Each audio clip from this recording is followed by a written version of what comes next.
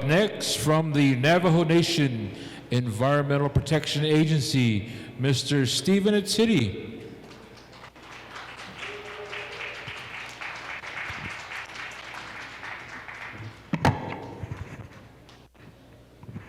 Yate, Shay Stephen Brian Atsidi, that's Shijina. I am 58 years old. I am coming up on 20 years of service to the Navajo Nation, cumulative years. Currently, I am the Executive Director for the Navajo Nation Environmental Protection Agency. Tohe glini nishle, aro ashihe edishija.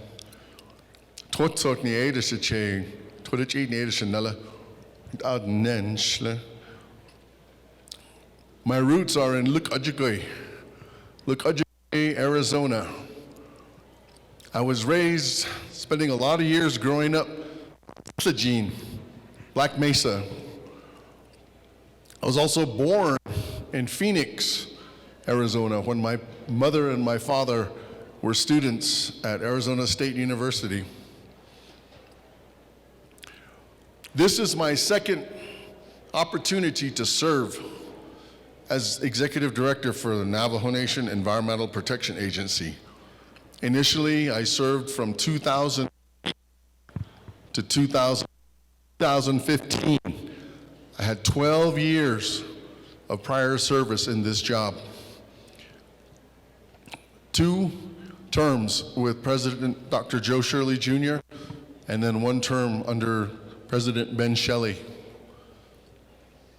We laid a lot of groundwork for the work that continues today. But before I highlight some of the things regarding the Navajo Nation EPA, I would just like to say a few words about public service.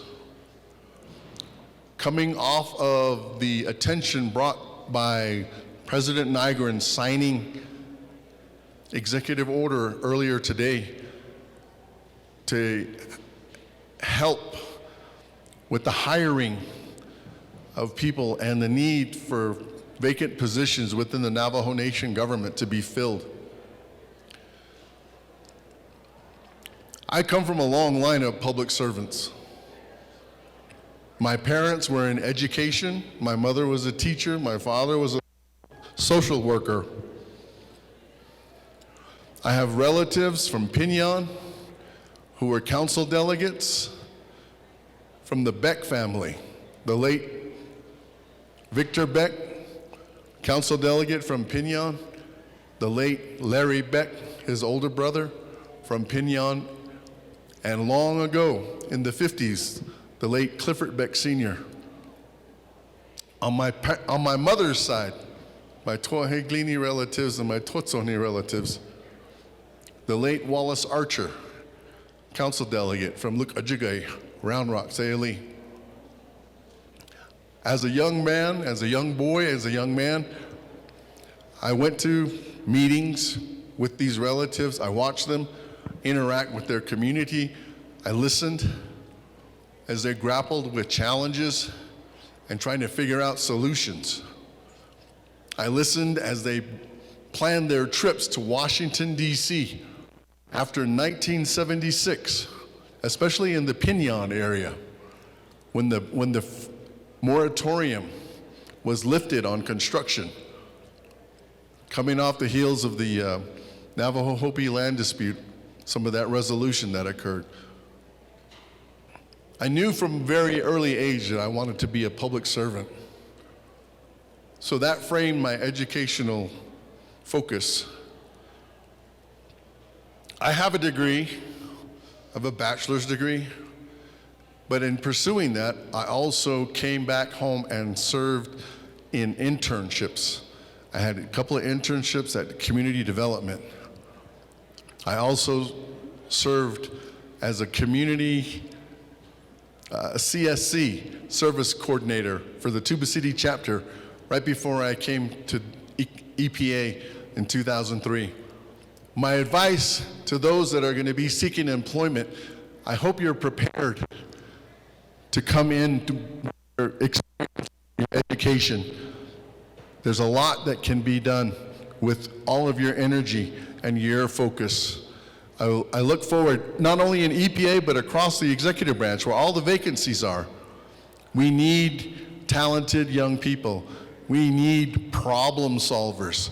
So your education is important, but we also need your compassion. We need your understanding. We need your fervor to go into the communities and to help us raise up all of these communities, household by household.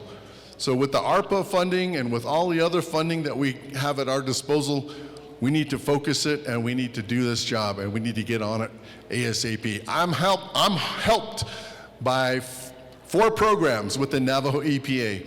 I've got a surface and groundwater program led by Miss Yolanda Barney. I've got an air and toxics department led by Miss Eugenia Quintana.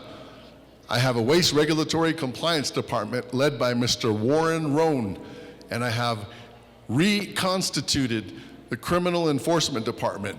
And the first officer that I was able to hire this calendar year, is Mr. Arnold Maryboy from Tuba City. So we're looking forward to getting more of our enforcement capabilities back up and running so that we can be out in the field, we can be more responsive to the chapters, to the households, to the companies doing business on the Navajo Nation that require environmental regulatory oversight. Lastly, I would just like to thank President Nygren, Vice President Rochelle Montoya for the opportunity to come and serve once again in this position. I am greatly appreciative. I look forward to continuing to work with all of my staff, and we do have a booth there in the back if you're interested, and we do have vacancies. We do have vacant positions, and we're looking for very talented people. Thank you very much.